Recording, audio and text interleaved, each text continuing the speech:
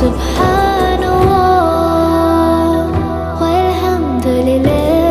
not put the kettle on the base when both the socket switch and the kettle switch are switched on first.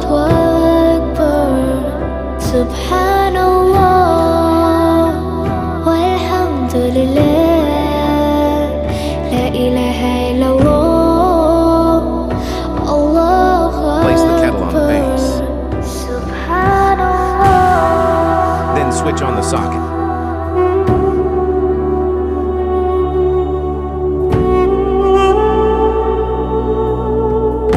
Finally, switch on the kettle.